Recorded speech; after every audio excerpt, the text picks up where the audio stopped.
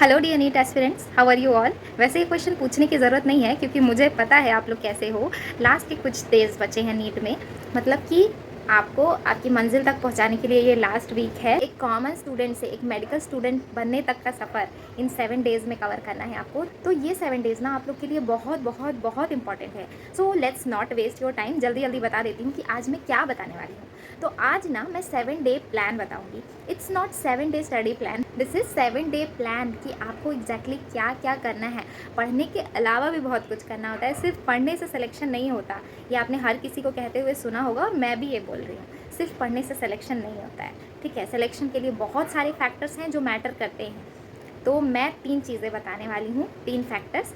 तो आपके 7 day plan में ये 3 फैक्टर इंक्लूड होने चाहिए और वो फैक्टर है ESR, यानी eat sleep revise. Eat sleep revise, eat healthy food, eat appropriate food, है ना। सबसे पहली चीज़ ये है कि आप हेल्दी खाओ, फ्रूट्स खाओ, वेजीज खाओ, थोड़े से ड्राई फ्रूट खाओ, वॉलनट, आमंड्स, जो भी आपके ब्रेन के लिए अच्छा है। लेकिन अच्छा खाओ का मतलब क्या है भाई?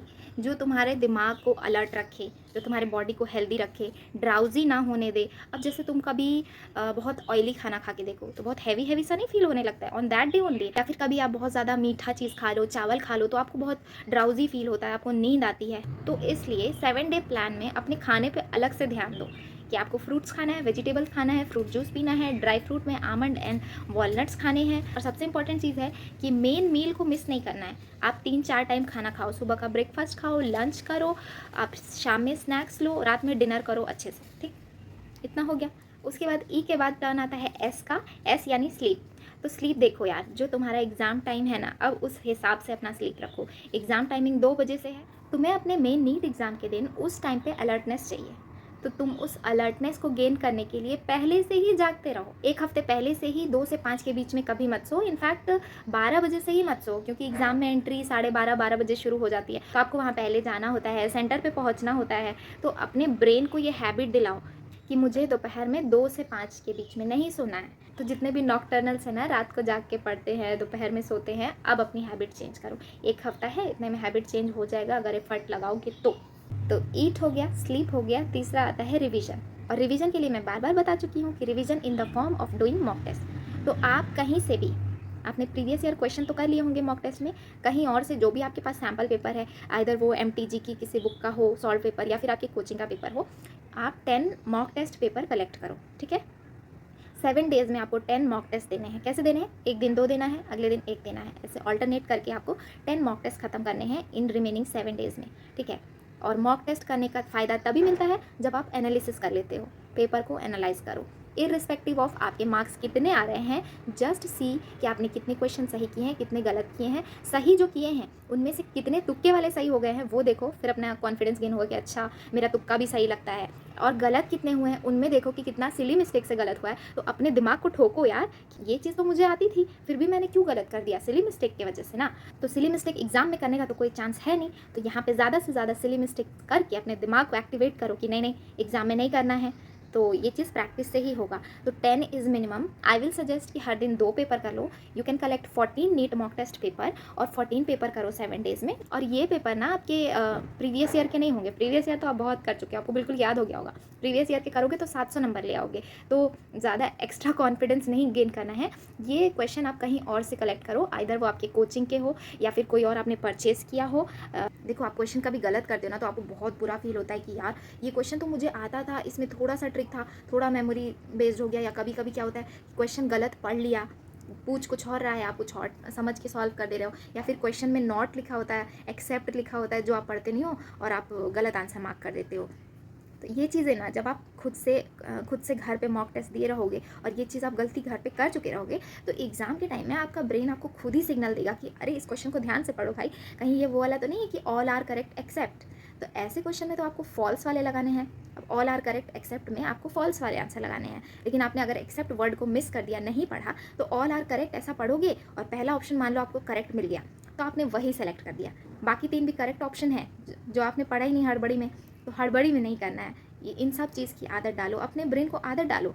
एग्जैक्ट एग्ज़ाम वाला माहौल क्रिएट करो, पूरे 3 घंटे बैठो, 3 घंटे में 3 राउंड में पेपर सॉल्व करो। एक राउंड स्क्रीनिंग का रखो जिसमें तुम ईज़ी वाले कर लो, टफ़ वाले को राउंड बना लो, और जो बहुत टफ़ है उनको भी अलग से 2 राउंड बना लो या क्रॉस कर दो कि ये मुझे नहीं आ रहा है या ये मेरे पल्ले नहीं पड़ रहा, जिसको हम सबसे एंड में देखेंगे। और हाँ, OMR कैसे फिल करना है ये मैंने अलग से वीडियो में बताया है, वो ज़रूर देख लेना, क्योंकि अल्टीमेटली तुम्हारा सब कुछ है ना, तुम्हारी सारी नॉलेज का टेस्ट उस एक OMR से जाने वाला है।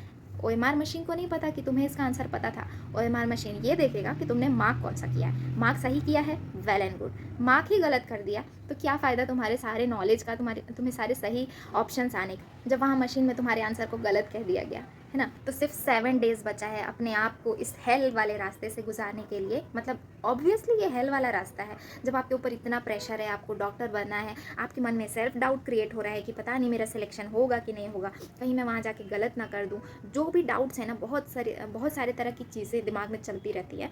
तो ये जो हेल वाला रास्ता है ये सिर्फ 7 दिन का है, इसको अच्छे से निकाल लो, अपना बेस्ट परफॉर्मेंस दो बिना सेल्फ डाउट किए कि हाँ ये नहीं सोचना है कि नहीं होगा, होगा। देखो जो होना है वो होगा, तुम तो करो अपनी तरफ से पूरा। तुम अभी इन 7 दिनों में अपने आप को पूरी तरह से रेडी करो, अपने दिमाग को उस वक्त अलर्ट रखने की प्रैक्टिस करो, अपने आंसर्स OMR को सही से फिल करने की प्रैक्टिस करो।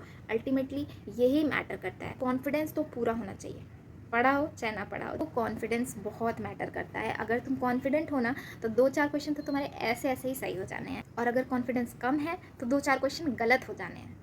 सो लास्ट 7 डे प्लान में आपका ये ESR प्लान है। ESR प्लान को फॉलो करो, मुझे कमेंट करके बताओ। अगर कोई डाउट हो, कुछ भी हो, मुझसे पूछो।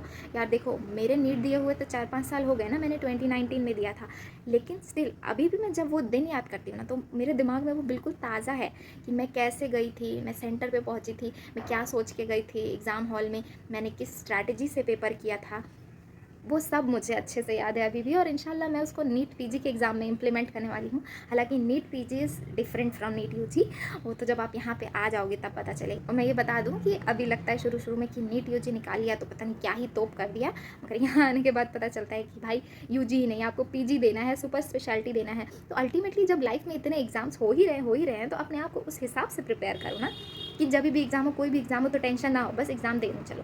और MBBS लाइफ में तो आपको कदम कदम पे एग्जाम मिलने वाले हैं, कदम कदम पे वाइवाज मिलने वाले हैं। यहाँ पे आपको कभी भी सरप्राइज एग्जाम देना पड़ सकता है, वाइवा देना पड़ सकता है, और उससे भी ज़्यादा बीच क्लास में प्रोफेसर आपसे क्वेश्चन पूछेगा, तो आपको हर वक्त एग्जाम रेडी रहना है। तो अभी से रेडी हो जाओ, अभी 1 हफ्ते पहले से रेडी हो, नीट दो। और आई होप आप सब अच्छे से तैयारी करो, अच्छे से अपना ख्याल रखो, अपने माइंड को प्रिपेयर करो जागने के लिए, अपने OMR फिल करने की हैबिट बिल्ड करो, और सब सेलेक्ट होके आ जाओ, ठीक है।